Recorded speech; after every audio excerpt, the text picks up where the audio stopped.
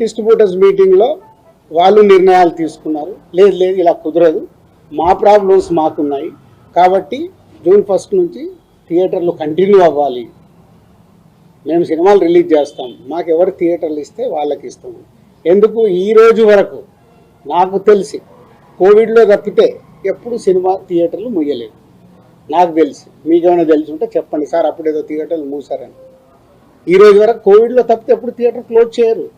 సినిమాలు రిలీజ్ ఉంటే సినిమాలు వేసుకోవాలనుకుంటారు ఎగ్జిబిటర్, మూసుకుంటే వాళ్ళకే నష్టం. ఆ రోజు ఆ మీటింగ్లో ఇంకొకటి కూడా నేను అండర్లైన్ చేసే వాళ్ళకి, 56 రోజులు మేము షూటింగ్లు ఆపాం, మేము ఏమీ సాధించలేకపోయాం. నిర్మాతలుగా ఏదైనా సాధించగలిగితే నిర్మాతలే సాధించాలి.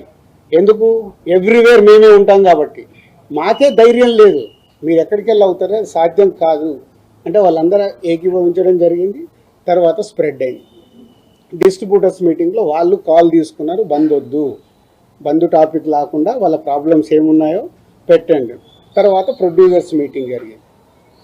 ప్రొడ్యూసర్స్ మీటింగ్లో ఆ రోజు నేను పార్టిసిపేషన్ చేయడం జరిగింది. ప్రొడ్యూసర్స్ అందరం కూడా యునానిమస్గా ఎగ్జిబిటర్స్కి ప్రాబ్లమ్స్ ఉన్నాయని చెప్తున్నారు. అది మనం మాట్లాడుకొని వాళ్ళని ఎలా సాల్వ్ చేసి ముందుకు తీసుకెళ్దాం, థియేటర్లు ముయ్యడాలు చేయడాలు వద్దు, జాయింట్ మీటింగ్ పెట్టండి, జాయింట్ మీటింగ్లో క్లారిటీగా ఇది చెప్పుదామని.